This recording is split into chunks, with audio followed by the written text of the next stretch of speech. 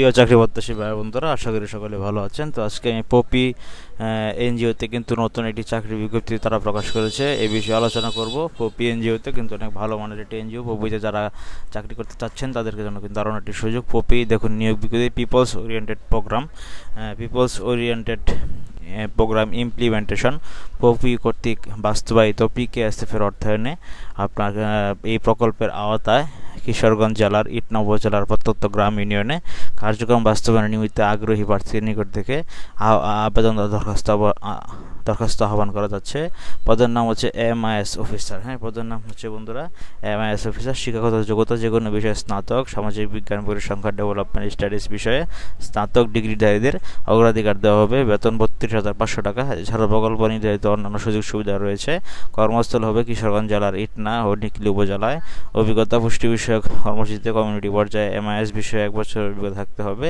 বয়স সর্বোচ্চ 35 বছর। বয়স যোগ্যতা প্রার্থীদের ক্ষেত্রে বয়স শিথিলযোগ্য।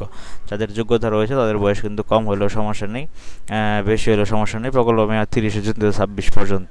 দায়িত্ব হচ্ছে মনিটরিং ও দায়িত্ব কর্তব্যগুলো দেখুন। পপির যে MIS অফিসার পদের জন্য আপনার কি দায়িত্ব পালন করতে হবে।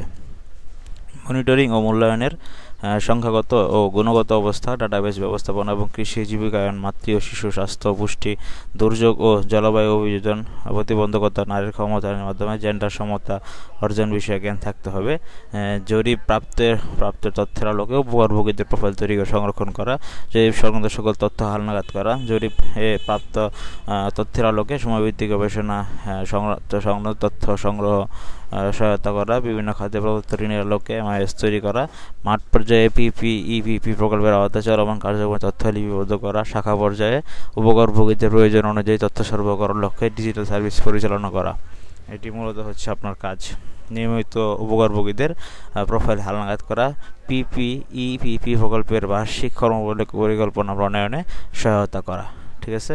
তো দেখুন আবেদন কীভাবে করবেন। আগ্রহী প্রার্থীদেরকে জাতীয় পরিচয়পত্র নম্বর সহ জাতীয় পরিচয়পত্র সহ জাতীয় পরিচয় সত্যায়িত ফটোকপি, 2 কপি রঙিন ছবি, 2জন পরিচয় প্রদানকারী ব্যক্তির নাম, ঠিকানা, পেশা, পদবি, মোবাইল নম্বর, আবেদনকারী পূর্ণাঙ্গ জীবন বৃত্তান্ত, মোবাইল নম্বর আগামী 3 অক্টোবর তারিখের মধ্যে উপপরিচালক মানব সম্পদ program implementation POPI 5/11 block A, Lalmatia, Dhaka 12/7 এই ঠিকানায় ডাকযোগে কুরিয়ারে সরাসরি প্রেরণ করতে হবে। ইমেইলেও আবেদন পাঠাতে পারেন। Email hr@popibd.org।